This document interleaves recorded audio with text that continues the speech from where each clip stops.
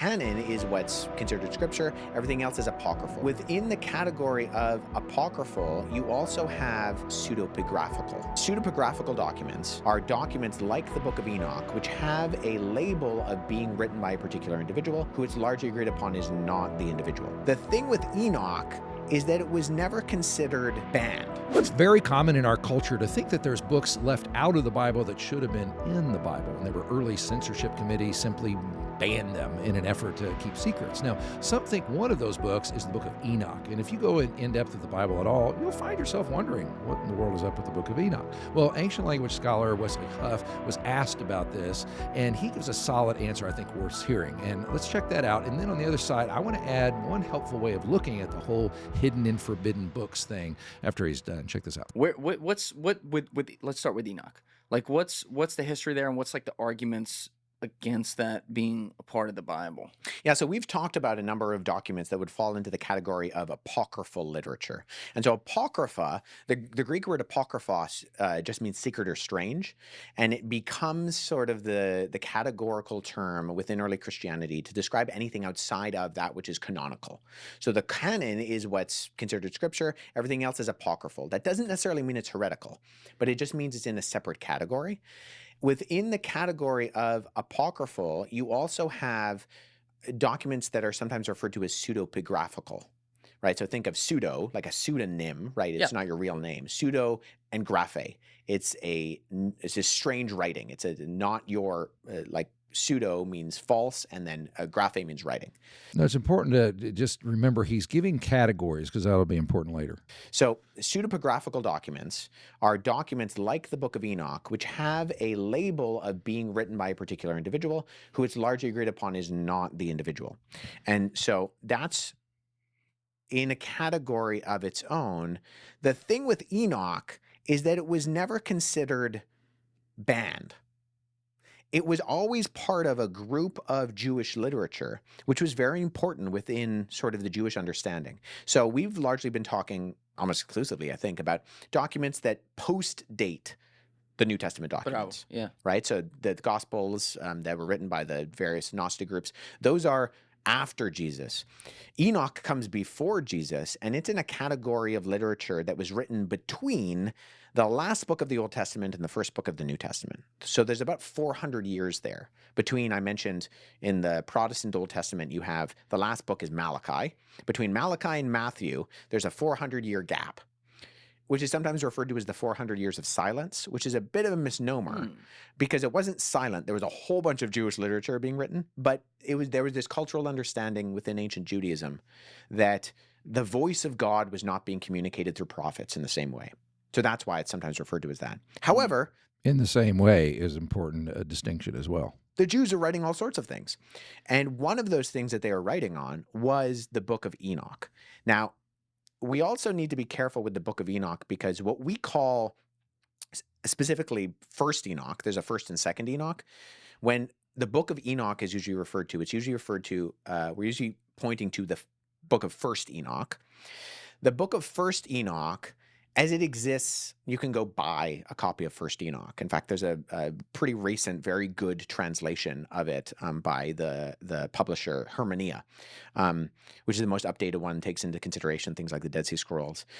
And what you have there is a collection of various Jewish texts that span about a period of 200 years before Jesus and about 50 to 100 years after Jesus in multiple languages. So you have sections of the Book of Enoch in Aramaic, you have sections in Coptic, and you have sections in Greek. And those are all brought together in what we call First Enoch. Now, the old sections are really, really old. The old sections are about 200 BC. They're in the 3rd century BC, and they're largely written in Aramaic and Greek. And those predate Jesus by a ways, and actually the New Testament shows recognition of it. In the book of Jude, it refers to a section of the Book of Enoch. That's what makes all of us kind of wonder what's up with the book of Enoch. So it's present in the Bible. Now, that doesn't mean they thought it was scripture, because we know unanimously they did not think it was scripture. Jude is simply referring to a piece of literature that they would have been familiar with to make a particular argument. Paul also quotes, Menander, the Greek philosopher. He didn't think Menander was divinely inspired. He's just using the literature of the day to make particular arguments. When it comes to this whole subject, because we deal with it and because we hear it talked about a lot, is that think in terms of categories. He's talking about that. And the best way to kind of look at this is we do the same thing in modern times. It's not unusual to do this kind of stuff, and there's no nefarious kind of motives behind any of this kind of thing. There were actual people and committees and all that kind of thing that did try to decide what literature is considered what we call canon. In other words, the measure. But think of it this way. Imagine someone sits down and wants to write your biography, and they interview you extensively, and people in your life, and your parents, and your coworkers, and friends, and all this, and they bring back their manuscript, and you look at it, and even though it has some things that may not be flattering or anything, it's truthful, and you do sign off and say, that's a truthful, written up piece about my life, and it's an authorized biography. Well, after that, maybe after you die, there's other biographies that come along using that same one, but some of the other ones, maybe one story is kind of exaggerated or retold in a different way, but it's pretty faithful to that original. And then another one after that is not nearly as faithful to that original, adds things that never even happened. And then there's another one way out there that just makes stuff up out of whole cloth, and it has you looking completely different. Well, the way to, the original source could be considered the canon, the measure. And we do this all the time. Like if we see a movie, almost every movie that's ever done in a biographical way, they change around the story and the characters, and they rename people to make it fit a certain narrative and the way movies are played out in literature and all that. And we all know that, and at least most people should know that, but there's always a measure against that. And so in the early church, they would look for things that they knew were from apostles or by those who knew them, and that became the measure. But there were always books that, he said something very important, there were always books that weren't considered heretical, but useful and helpful. Enoch was one of those in the intertestamental period, but also during the early church, there's one called the Didache, there's another one called the Shepherd that was widely read and widely respected. But when it came right down to it, they're like, no, it's close, but it's not on that same level, but it's still useful and helpful. And then there's the way out things that they do reject in the same way that we do that very same thing, because throughout history it's been that way.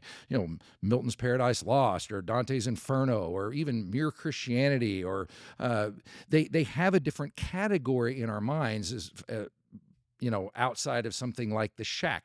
There's this continuum that we place things on. This happens on Sunday mornings when you go to church. You don't just show up and someone reads the book of Romans. You have presumably a pastor who looks at Romans and then teaches on it. And if he's faithful, even though he's using different language and different ideas and concepts and illustrations, we can tell when someone's being accurate to the original source.